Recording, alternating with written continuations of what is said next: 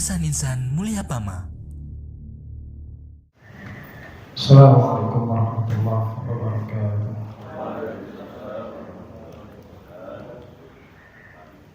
Alhamdulillah, nahmaduhu wa nasta'inuhu wa nastaghfiruh. Wa na'udzu billahi min shururi anfusina wa min sayyiati a'malina.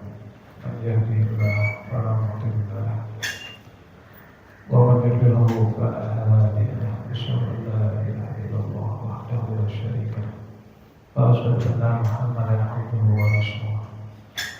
Allahumma shalli wa sallim ala nabiyyina Muhammadin wa ala alihi wa ashabihi wa man tabi'ahum bi ihsan ila yaumil amma ba'd. Bersyukur kepada Allah Subhanahu wa taala dengan mengucapkan alhamdulillahirabbil alamin. Segala puji bagi Allah Subhanahu wa taala yang mana karena limpahan rahmat, limpahan taufik, limpahan berkah yang saat ini Allah berikan kepada kita, sehingga kita masih dapat menjalankan ketaatan demi ketaatan kepada Allah Subhanahu wa taala. Maka kami berdoa mudah-mudahan ketaatan yang kita lakukan diterima oleh Allah Subhanahu wa taala. Amin. Dan mudah-mudahan kita semua yang hadir di sini, perusahaan kita, istri kita, anak kita, keluarga kita, mudah-mudahan senantiasa diberkahi oleh Allah Subhanahu wa taala. Amin. Kemudian salawat dan salam tercurahkan kepada Nabi akhir zaman, yaitu Nabi Muhammad sallallahu alaihi wasallam. Karena asbab daripada dakwah yang beliau sampaikan, risalah yang beliau sampaikan, mengorbankan harta, jiwa, waktu, semuanya beliau korbankan dalam rangka untuk menegakkan kalimat la ilaha illallah. Jamaah rahimani wa rahimakumullah, ada yang tahu tema kita malam hari ini apa? Makna keberkahan. Makna keberkahan. Sering kita mendengar orang berdoa, ya Allah berikan keberkahan. Dan tadi kami buka juga dengan doa keberkahan. Ketika ada kawan dapat rezeki, kemudian kita doakan semoga diberikan keberkahan. Ketika ada kawan baru menikah, kita doakan semoga diberikan keberkahan. Naik jabatan, kita doakan semoga diberikan keberkahan. Pertanyaannya, apa sih keberkahan itu? Apa mas? Ayo, yang tahu boleh pulang duluan. Izin sama enggak ya? Apa makna keberkahan? Sering kita doain semoga diberikan keberkahan. Allah.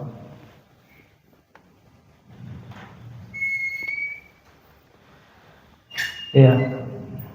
Jadi para ulama memberikan banyak penjelasan berkenaan tentang berkah. Kalau kita melihat dalam Kamus Al-Munawwir, berkah secara bahasa adalah barokah. Barokah artinya apa? Nikmat atau kenikmatan. Itu dalam Kamus Al-Munawwir.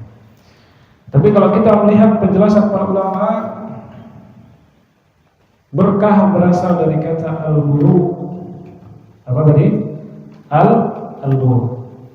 Kalau syafaat berasal dari kata apa? Asy-syafa'u. Kalau berkah berasal dari kata apa? Al-buru. Al-buru itu artinya menetap. Menetap. Apa artinya, Mas? Menetap. Sumur itu bahasa Arabnya al-birkah. Iya, birkah. Gadis bahasa Arabnya bikru. Nah, langsung melek mana ya kalau gadis. Ya. Tadi sumur bahasa Arabnya apa? Birkah. Kenapa? ada sesuatu yang menetap di dalam sumur. Apa itu? Air. Ya. Jadi tadi berasal dari apa katanya? Al-burud, yang berarti apa? Menetap. Itu secara bahasa. Secara istilah, para ulama memberikan definisi. Secara garis besar ada dua berkah itu. Yang pertama adalah kasratul khair wa thubutuh. Kasratul khair wa thubutuh. Banyaknya kebaikan yang menetap. Itu secara istilah. Menetap, banyaknya kebaikan yang menetap. Kemudian para ulama juga mengatakan berkah secara istilah adalah ziyadatul khair. Apa? Artinya golput. Bertambahnya kebaikan. Nah, itu berkah. Apa tadi berkah? Bertambahnya kebaikan atau menetapnya kebaikan. Nah, itu berkah. Jadi kalau misalkan kemudian ada orang habis dapat gaji, kita doakan semoga gajinya berkah. Berarti kita mendoakan apa? Semoga banyak kebaikan-kebaikan yang ada pada dirimu. Itu maknanya. Dan ingat, kalau berkah itu berlanjut sampai akhirat. Itu berlanjut sampai akhirat. Jadi kalau cuma mendoakan perkara duniawi saja, faedahnya apa? Misalkan didoakan semoga bertambah gajinya, semoga diangkat jabatannya, semoga dibanyakkan keturunannya dan sebagainya. Faedahnya apa? Kalau tidak dihubungkan dengan akhirat. Karena manusia makhluk hidup tak akan hidup di dunia selama-lamanya. Tapi kalau berkah itu kebaikannya nyambung sampai akhirat, itu berkah. Makanya di zaman jahiliyah itu ada orang yang dia memiliki kebiasaan mengucapkan ketika orang baru selesai menikah, pengantin baru, itu kebiasaan mereka ucapannya adalah birrifa wal banin. Baru selesai nikah nih, misalkan Mas Muji misalkan. Itu kalau di zaman jahiliyah itu yang tenar, yang viral itu bukan barakallahu fikum bukan, tapi birrifa wal banin. Artinya apa? Semoga engkau diberikan kecocokan, keharmonisan, kelanggengan, dan diberikan anak laki-laki yang banyak. Tapi nggak ada kata berkah di situ. Ini kebiasaan orang jahiliyah. Makanya kami ulangi, apa faedahnya kalau hanya dunia saja? Ya. Karena kita hidup nggak akan selamanya di dunia. Maka setelah itu ada yang mendengar sahabat. Ya. Kemudian mengatakan la taqulu hakadha. Jangan kalian mengatakan seperti itu, jangan. Walakin qulu kama qala Rasulullah sallallahu alaihi wasallam. Akan tetapi ucapkan sebagaimana yang diucapkan oleh Rasulullah. Apa? Ketika orang baru selesai menikah, kita ucapkan barakallahu laka wa baraka alaikuma wa jama'a bainakuma fil khair. Banyak hadis-hadis misalkan Allahumma barik lahum atau wa barik alaihim, banyak ya, versinya banyak. Atau barakallahu lakuma wa baraka alaikuma wa jama'a bainakuma fi khair. Kalau kita ambil satu hadis, ya, ucapkanlah sebagaimana yang diucapkan oleh Rasulullah, barakallahu laka wa baraka alaika wa jama'a bainakuma fi khair. Semoga Allah memberkahimu dan senantiasa memberikan keberkahan kepadamu dan senantiasa mengumpulkan kebaikan-kebaikan kepada kalian berdua. Tadi ada kata berkah tidak di dalamnya? Ada. Apa yang hikmah yang bisa kita ambil dari hadis tadi? Yang pertama, jamaah rahimani wa rahimakumullah. Rasulullah SAW melarang berdoa hanya orientasinya dunia saja.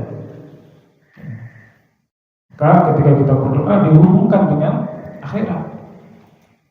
Ada orang baru naik jabatan, Masya Allah, ya, kita doakan semoga diberikan keberkahan.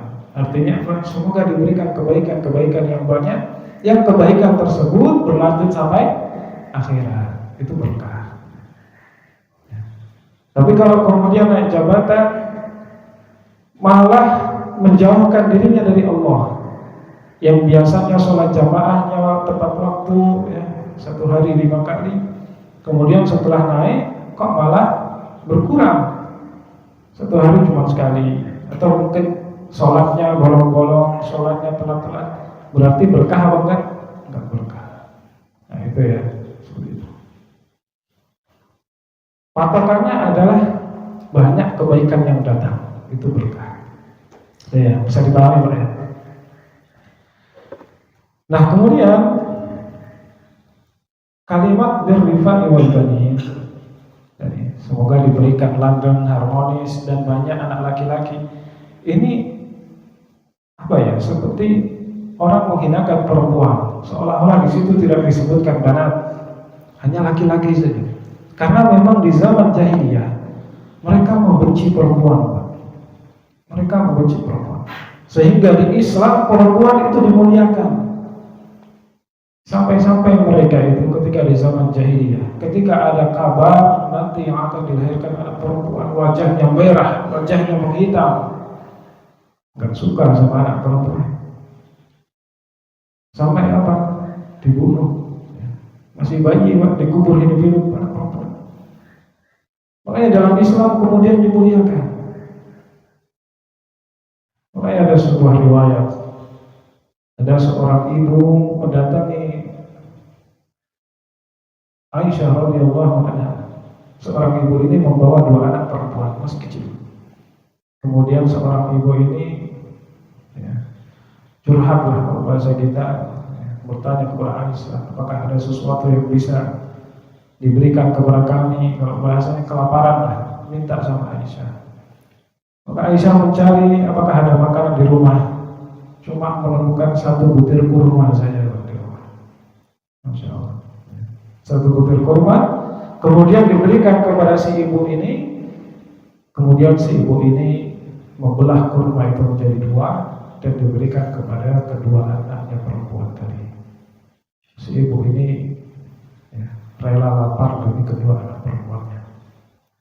Maka Ibunda Aisyah radhiyallahu anha melihat kejadian itu, diceritakan kepada Rasulullah SAW. Maka beliau bersabda, faqala man ibtuliya min hadhihi al-banat bi syai'in fa ahsana ilayhinna kunna lahu sitran minan nar.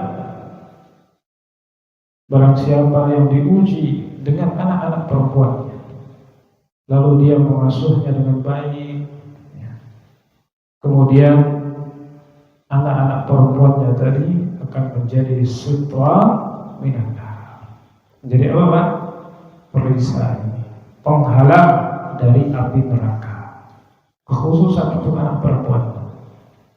Bahkan kata Rasulullah SAW, barang siapa yang dia memiliki 2 anak perempuan, dia berikan makan dengan baik, kemudian dia asuh dengan baik, pendidikan dengan baik, sampai menikah, maka kedudukannya denganku, kata Nabi, seperti ini.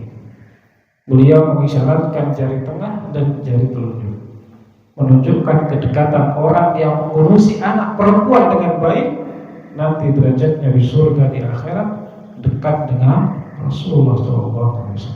Ini hanya dimiliki oleh siapa? Orang tua yang punya anak perempuan.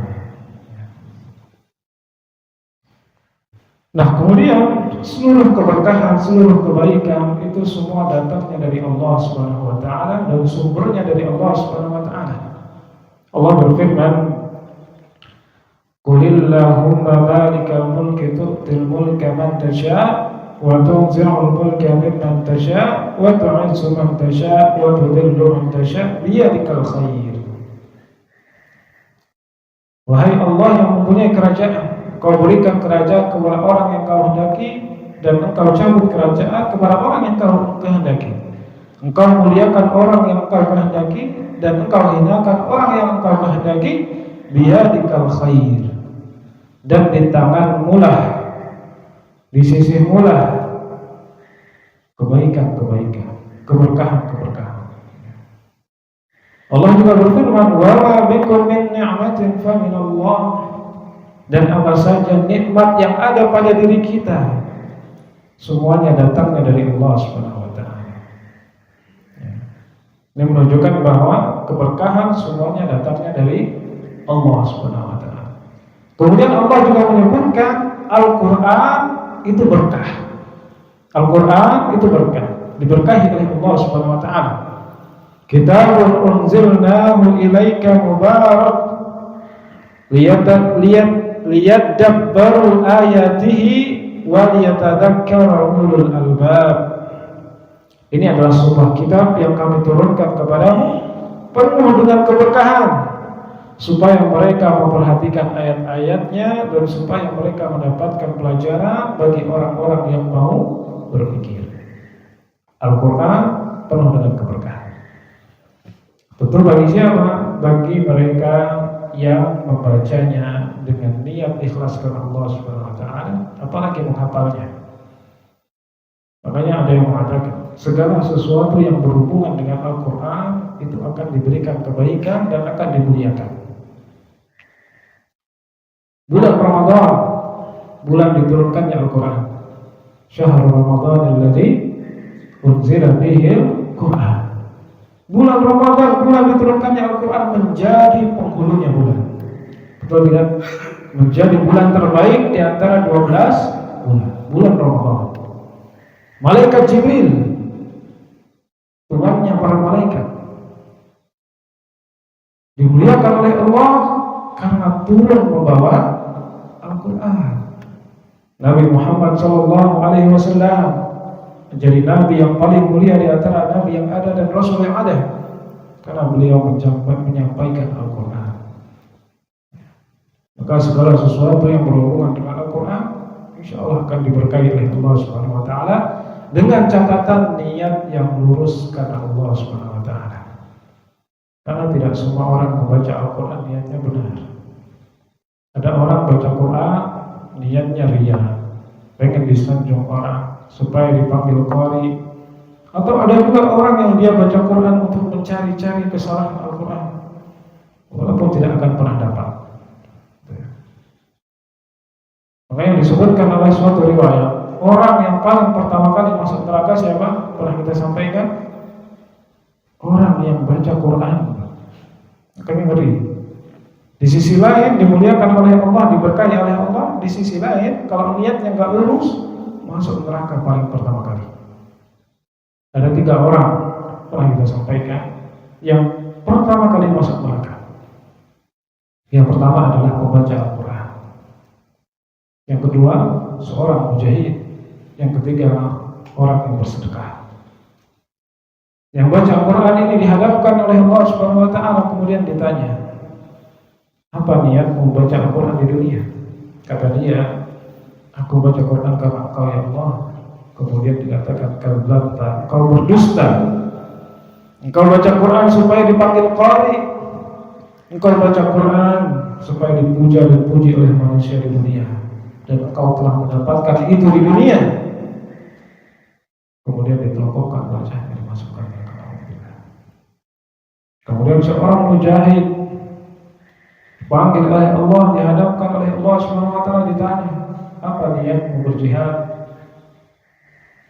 Aku berjihad karena Engkau ya Allah. Kata Allah, kadzabta, engkau berdusta. Engkau berjihad supaya dipanggil pemberani. Niatmu bukan karena Allah. Kemudian ditelokokkan, dimasukkan ke neraka. Seorang yang dermawan ditanya, apa niatmu bersedekah? Niatku bersedekah karena Engkau ya Allah. Kadzabta, engkau berdusta. Engkau bersedekah supaya dipanggil dermawan, flexing sana sini, supaya dipanggil seorang dermawan, pamer kekayaan dan sebagainya. Maka kemudian ditelumpuhkan wajahnya, dimasukkan ke neraka. Terus gak boleh dong sedekah di depan khalayak umum? Boleh. Boleh. Sedekah itu ada 2 cara. Yang pertama disembunyikan, yang kedua ditampakkan. Kalau ditampakkan, kita harus benar-benar menjaga niat. Niatnya karena Allah, niatnya supaya dicontoh. Bisa dibedakan ya. Niat karena Allah dan niatnya supaya dicontoh, bukan niat supaya dipuji oleh manusia. Nah, kemudian apalagi kira-kira yang diberkahi oleh Allah Subhanahu wa taala? Tadi Al-Qur'an. Kemudian yang kedua, ada yang tahu? Keluarga Nabi Ibrahim itu diberkahi oleh Allah Subhanahu wa taala. Makanya ketika kita tasyahud, ya, kita membaca shalawat. Allahumma sholli ala Muhammad wa ala ali Muhammad kama shallaita ala Ibrahim wa ala ali Ibrahim innaka Hamidum Majid. Allahumma barik ala Muhammad wa ala ali Muhammad kama barakta ala Ibrahim wa ala ali Ibrahim. Ya Allah, berkahilah Nabi Muhammad, berkahilah keluarga Nabi Muhammad sebagaimana Engkau memberkahi siapa? Nabi Ibrahim, dan Engkau memberkahi keluarga Nabi Ibrahim. Nabi Ibrahim diberkahi oleh Allah Subhanahu wa taala. Dan kita tahu bagaimana kisah Nabi Ibrahim, luar biasa. Sebab makmurnya Mekah sekarang bisa jadi melalui doa Nabi Ibrahim alaihissalam. Walaupun memang sudah ditetapkan oleh Allah, tapi ada sebab-sebab. Kemarin sudah kita ceritakan dalam kultum bagaimana ketika Allah perintahkan Nabi Ibrahim memindahkan istrinya Hajar dan Ismail di mana? Di Mekah. Yang ketika itu Mekah tidak ada subur-suburnya sama sekali. Rabbana inni askantu min dzurriyyati biwadin ghairi dzi zar'in baitikal muharram. Allah perintahkan Hajar dan Nabi Ismail di lembah yang enggak ada tanaman, enggak ada tumbuhan sama sekali. Gersang kerontang, enggak ada makmur-makmurnya. Dipindahkan di situ. Ya. Kemudian didoakan oleh Nabi Ibrahim.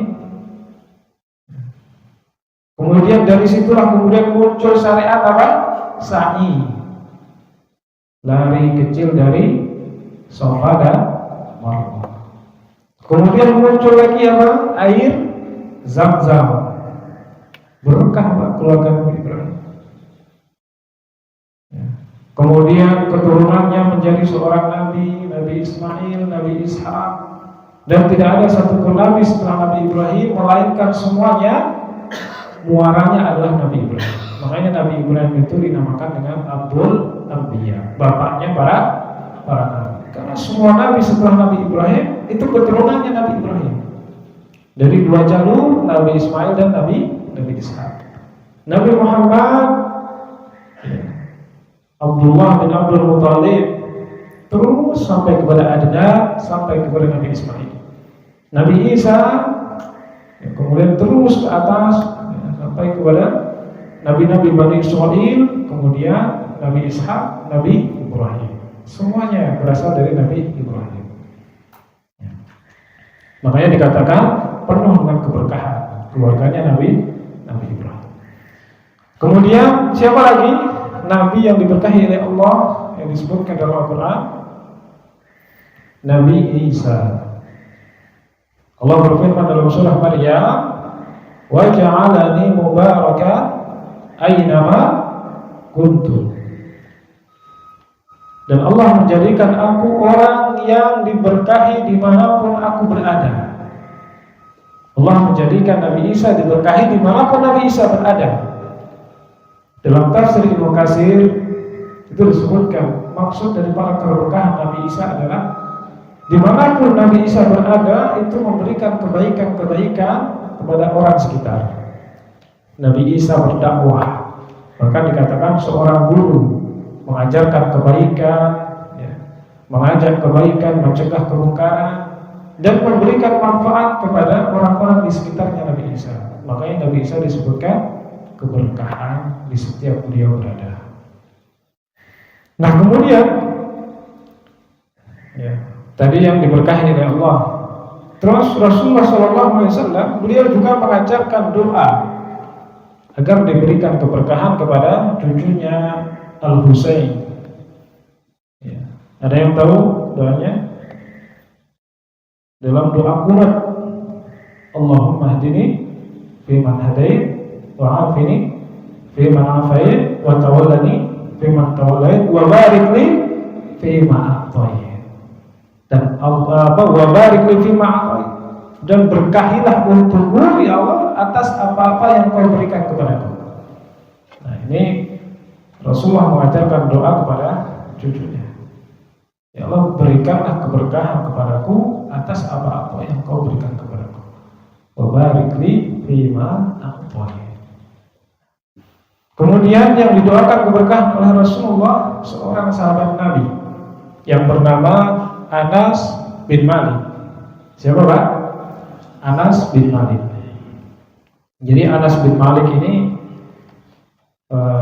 sahabat Nabi yang beliau dari penduduk Bani Najjar. Beliau tinggal di Madinah, sahabat Ansor. Yang ketika masih kecil bapaknya sudah meninggal dunia. Ibunya bernama siapa? Ada yang tahu? Ibunya Anas? Ummu Sulaim. Siapa ibunya Anas bin Malik, Mak? Ummu Sulaim. Nama aslinya adalah Al-Humaisah. Al-Humaisah. Nama panggilannya Ummu Sulaim. Jadi Anas itu dari kecil sudah masuk Islam, tapi ayahnya meninggal dunia dalam keadaan belum bersyahadat. Tetapi ibunya Ummu Sulaim ini luar biasa, mengajarkan kebaikan, mengajarkan Islam kepada anaknya meskipun masih kecil. Ditanamkan kecintaan kepada Rasulullah SAW walaupun belum pernah melihat Nabi, karena ketika itu Nabi masih di Yastrib, di Mekah, sementara Ummu Sulaim dan Anas tinggal di Madinah, belum pernah ketemu Nabi. Dan disebutkan Anas bin Malik adalah salah satu sahabat yang paling banyak meriwayatkan hadis. Tapi kita sering dengar ya hadis An Anas bin Malik, An Anas bin Malik, An Anas bin Malik, gitu ya. Selain An Abi Hurairah radhiyallahu anhu, An Abi Hurairah radhiyallahu anhu, An Anas bin Malik, An Ibnu Umar, banyak sekali. Makanya Imam Suyuti beliau mengatakan, wal muqsiruna fi riwayatil athar Abu Hurairah yalihi Ibnu Umar. Kata Imam Suyuti dalam Alfiyahnya, para sahabat yang paling banyak meriwayatkan hadis di antaranya adalah Abu Hurairah, kemudian Ibnu Umar, wa Anas wal bahru kal khudri wa Jabir wa zawjatun Nabi sallallahu alaihi wasallam. Yang pertama siapa tadi? Abu Hurairah. Yang kedua Ibnu Umar, kemudian Anas bin Malik, Abdullah bin Abbas, Sa'id al-Khudri, dan zawjatun Nabi. Siapa? Aisyah radhiyallahu anha, istrinya Rasulullah sallallahu alaihi wasallam. Makanya Aisyah itu sangat cerdas, hafalan hadisnya luar biasa banyak. Nah, jadi Anas bin Malik ini sangat mencintai Rasulullah SAW, sudah sangat cinta, ditanamkan kecintaan tentang Islam, tentang Nabi. Maka ketika Nabi hijrah dari Mekah menuju Madinah, Anas bin Malik sudah menyambut di Madinah sama ibunya, dan juga orang-orang para sahabat sudah menyambut Rasulullah SAW. Pada saat sampai di Madinah, kemudian Nabi mengatakan, ma baina baiti wa minbari rawdatun min riyadil jannah. Antara rumahku, mimbar aku adalah taman-taman surga. Maka dari situ kemudian Rasulullah, ada orang yatim yang memiliki tanah itu hendak diwakafkan, tapi Nabi nggak mau. Nabi membeli tanah itu yang kemudian menjadi Masjid Nabawi. Kemudian orang-orang yang menyambut Nabi memberikan hadiah-hadiah kepada Rasulullah SAW, disambut dengan sukacita. Ummu Sulaim dan Anas mendekat. Kemudian Ummu Sulaim mengatakan, ya Rasulullah, kami tidak memiliki apapun untuk diberikan hadiah kepadamu, tapi aku punya anak laki-laki yang cerdas. Hada Anas yakhdumuka. Ya Rasulullah, ini anakku yang cerdas, namanya Anas, akan berkhidmat kepadamu. akan melayanimu. Ya. Maka dari sini kemudian Anas berkhidmat kepada Rasulullah, hidup bersama Rasulullah SAW. Maka yang paling banyak hadis itu diantaranya diriwayatkan oleh Anas bin Malik karena mendampingi Rasulullah. Maka setelah itu Rasulullah SAW mendoakan Anas dengan keberkahan. Allahumma aktsir malahu wa waladahu wa barik lahu fima a'taitahu. Ya Allah, perbanyaklah hartanya, perbanyaklah keturunannya, dan berikanlah keberkahan apa-apa yang kau berikan kepadanya. Keberkahan lagi.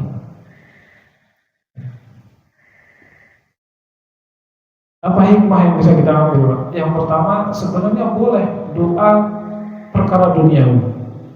Misalkan semoga Allah memanjangkan umurmu, semoga Allah menambah istrimu, semoga Allah memberikan kamu gaji yang besar, boleh. Tapi ingat, disertai dengan keberkahan. Semoga Allah melancarkan pekerjaanmu, semoga Allah memberikan keberkahan kepadamu. Dan semoga Allah memberkahi perusahaan kita, misalnya. Itu sangat boleh. Artinya kalau kita berdoa semoga Allah memberikan keberkahan kepada perusahaan, berarti banyak kebaikan-kebaikan yang datang di perusahaan. Itu ya maksudnya. Yang kebaikan tersebut bukan hanya dinikmati di dunia, tapi sampai ke akhirat. Itu berkah berarti.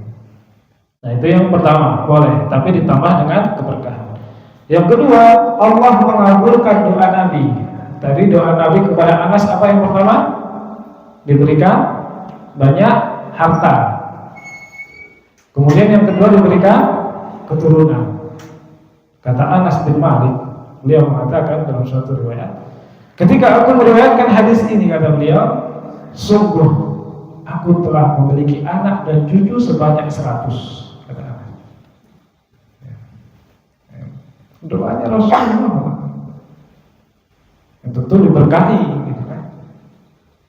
Dalam riwayat lain itu lebih dari 100, memiliki anak 106 sama cucu ya.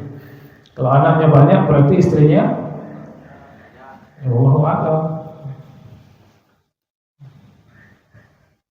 Terus apa doa Nabi yang kedua untuk Anas tadi?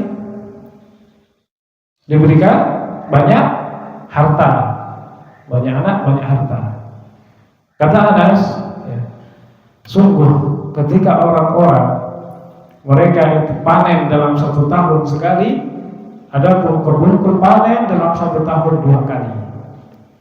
Kalau ibarat misalkan tanaman ini dalam 1 tahun musimnya cuma sekali. Kira-kira apa yang setahun musimnya sekali? Durian atau baca ya? Durian. Musimnya setahun cuma sekali, tapi Anas enggak, 2 kali keberkahan. Ya. Banyak harta, banyak anak, dan keberkahan. Nah, misalkan orang nanam padi musimnya setahun maksimal 3 kali panen. Kalau Anas enggak, 2 kali lipat. Ya. Karena di asbab dari doa Rasulullah SAW. Ya mungkin demikian yang dapat kami sampaikan. Kurang lebihnya kami mohon maaf. Kita berdoa kepada Allah Subhanahu wa taala, mudah-mudahan perusahaan kita diberikan keberkahan oleh Allah Subhanahu wa taala. Amin ya rabbal alamin. Subhanakallahumma wa bihamdika, asyhadu an la ilaha illa anta, astaghfiruka wa atubu ilaik. Assalamualaikum warahmatullahi wabarakatuh.